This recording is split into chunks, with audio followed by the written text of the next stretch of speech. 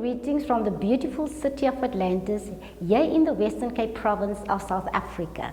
My name is Lydia and my surname is Botha.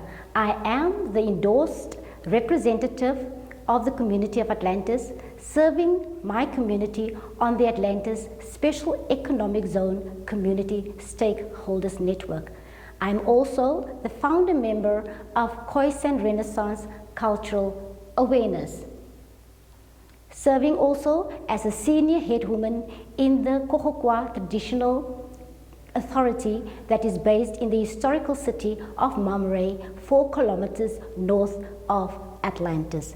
So annually, we here in South Africa are celebrating Women's Month, and I am so super excited to share with you some few interesting thoughts that I believe would be of value to you.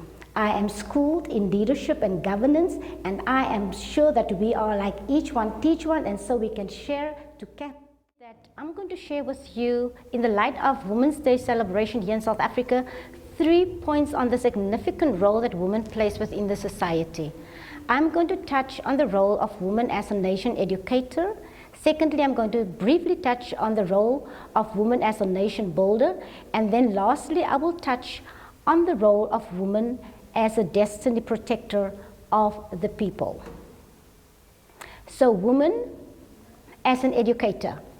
I always believe that women is the pre-foundational educators of the nation, because as you know, women, that right from the very start, since conception, that the womb, the baby is formed in our womb, and right there our training already starts, because whatever we do is being translated into the genes of the child. So even we are feeding them nutrition, we are feeding them with knowledge. They even get their characteristics, traits from us as women. So that is so important to understand then, that women plays that significant role right from the start. And once the baby is born, we are continuing to nurture and to instill these values and these principles within our children. And as we know, that strong children grow into strong young people, they grow into strong young adults, they grow into strong adults,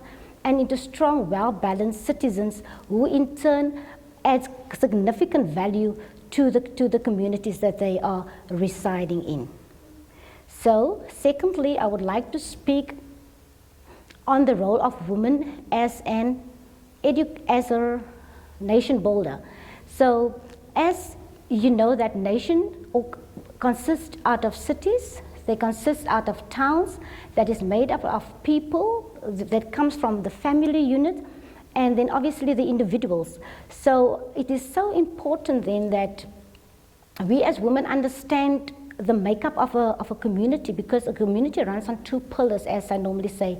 It consists of the people and the worldview and the perspective that those people have, and it consists out of the social institutions in the communities. Now, the social institutions, as we know, are the organizations and the formations, the schools and the clubs. So these are the 2 pillars that a community stands on. As I've said, the worldview of the people and the social institutions. So we as women are building, as I've explained, in our role as an educator, we are instilling these values and we are instilling these principles into our children and our youth, and allow them to become well-adjusted citizens.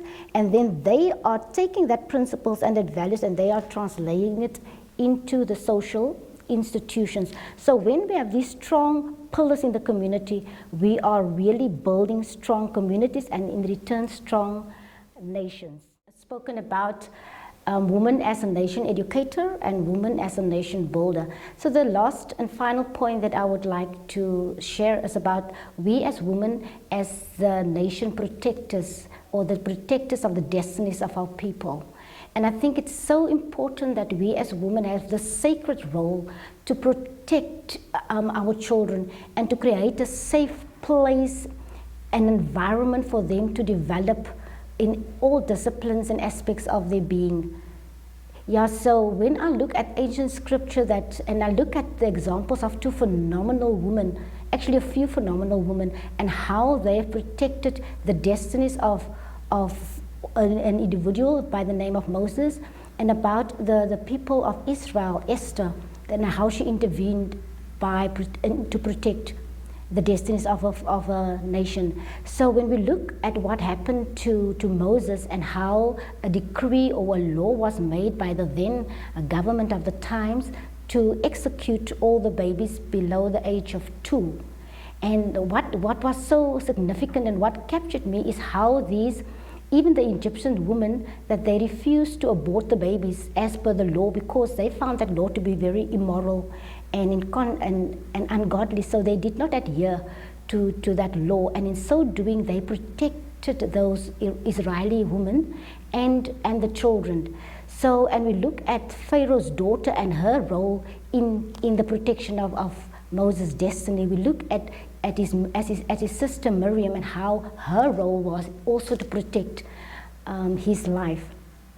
So, and when we look, as we say, the rest is history, and because they protected his life and allowed him a safe place to develop, so he was able to live his creational purpose and to protect an entire generation and even future generations, because his destiny was protected. And I think that we as women need to live very intentionally, and we must be so conscious of our divine role, because we have been appointed by the divine institutor of life. So with this aim to protect the destinies of the children. So this is what we ought to do: create a safe space, protect them, advocate for our rights. So that is what Esther did when she went into the king's chambers unannounced, and she asked her people to pray for her. And when she went in, she was advocating and putting the plea and the case of her people on the table. And in so doing, the king took notice of what she said, and he made a decree that they should be saved. So I think we as a woman have this significant role to really protect the creational purposes and the destiny of our people.